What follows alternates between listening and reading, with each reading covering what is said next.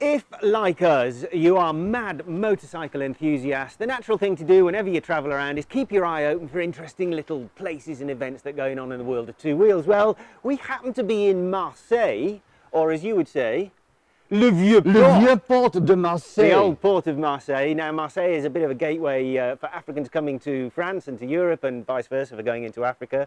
And we happen to have noticed this. Not very sort of impressive on the outside. It is a bit unprepossessing, but this is a veritable Aladdin's cave of the history of the motorcycle. Yes, it's called the Musée De Le Moto, and I'm going to put Harry on the spot. Oh, heck. Qu'est-ce que c'est, le translation? It's the Museum of the Motorcycle. Yes, and can't wait because this has a great reputation. Let's go check it out.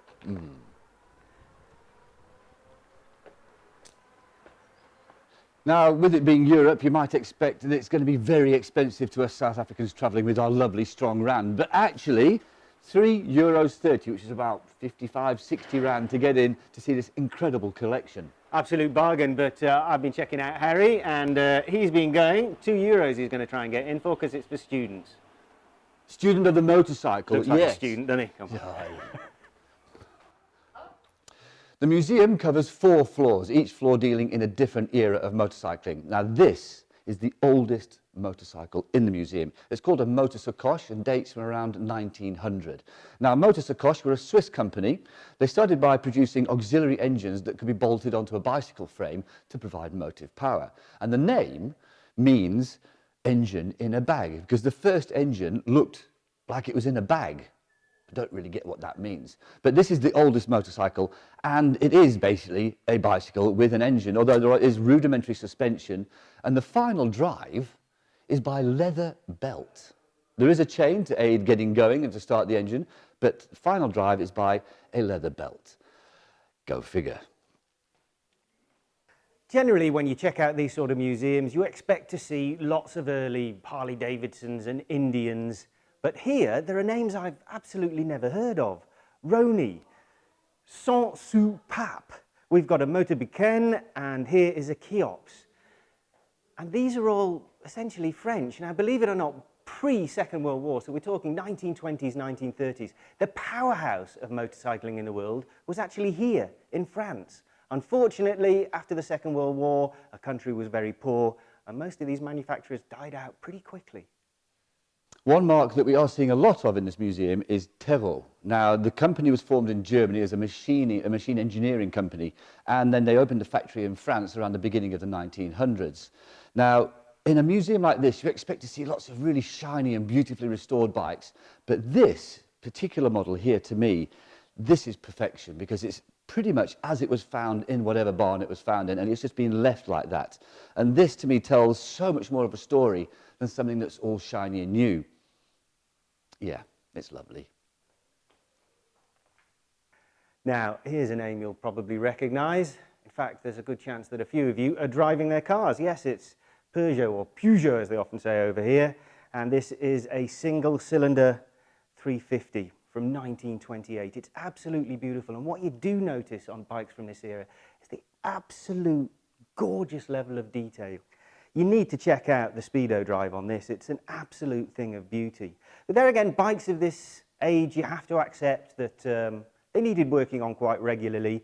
And this, well, you think it uses some oil? Matt mentioned the attention to detail that you see on these bikes, and he's right. And some of the details are purely for decoration. I mean, look at this front number plate holder on this Tero. Look at the delicate cut-out tracery on here. It's absolutely lovely. And behind me, on that Tero, the exhaust pipe, it's a bit of Art Deco, just beautiful design. Monet et Goyon FN. Now, these are Belgique. You might recognise the name. They also make rifles. Now, all these bikes are from the early to mid-1930s. And as you can see, they've got that traditional bike shape now. And they're going to stay looking like this probably for the next 3 decades before you see any further development in the aesthetics of bikes. The French might have dominated manufacturing in the 20s and early 30s, but by the end of the 30s, it was the British who were arriving. And after the war, it was the British who dominated and achieved unparalleled success. Names such as Velocette, Ariel, Sunbeam, BSA, and of course the mighty Norton, were to carry the British to the very top of the motorcycling world, at least to the end of the 1960s. Before we leave the French completely behind, though, we have to look at this bike. Now, this is something I've been wanting to see for pretty much all my life. Produced between 1935 and 1938, it's called the MGC.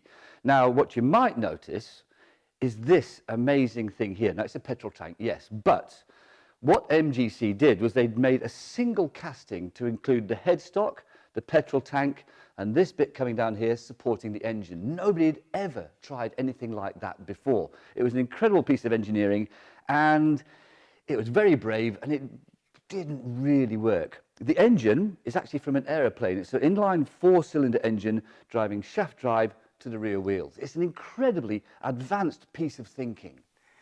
And believe it or not, they actually built this so that they could bid for work from the French army.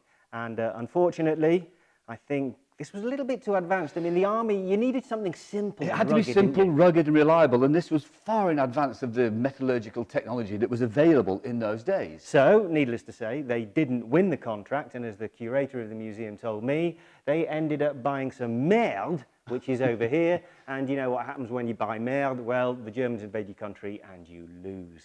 They were very good at going backwards, apparently, those bikes. Ooh. These days, Moto Guzzis are known for their transverse V-twin engine, but in fact, they've always been quite quirky in the engineering department. This fantastic line of lovely Moto Guzzis, dating from the 1930s onwards, has their horizontal, laid-flat single-cylinder engine with this almost bacon slicer-type flywheel on the exterior. The favourite for me among all these Moto Guzzis is this. This is from 1948. It's a 65cc single-cylinder engine in a very light chassis. Whole bike weighs 45 kilos. You know what the guys used to say back then, add lightness, you get extra performance. Now, this set 27 world records for distance and speed and all that sort of thing. My favourite is the fact that over 1,000 kilometres, it averaged just over 75 kilometres an hour. Mad. I couldn't have stayed that long in a saddle. I'm trying to work out if I can sneak this out of the museum because I'm in the south of France and I'm travelling with Harry in a car, and Harry likes garlic and spicy food. I need this. I couldn't leave this floor of the museum without looking at this. It's nothing particularly unusual, but it's quite special to me because I used to have one. It's a Harley-Davidson WLA 45. It's a flathead V-twin of 750cc, 45 cubic inches, and this was built for the army in the Second World War. Nothing unusual in that, until you work out that it's got a foot clutch, hand gear change, you've got a throttle on this side, and your advanced retardatory ignition on this side. Brakes are pretty non-existent, the suspension is dreadful, and you do have a rifle mounted here. Now, these were designed for rough and tough military use, so riding over rough fields, through forests, and I can't actually imagine trying to do that when you've got all your hands and feet like doing different things. It was insane, and I've seen footage of guys doing this, and they were jumping over jumps, they were fording rivers.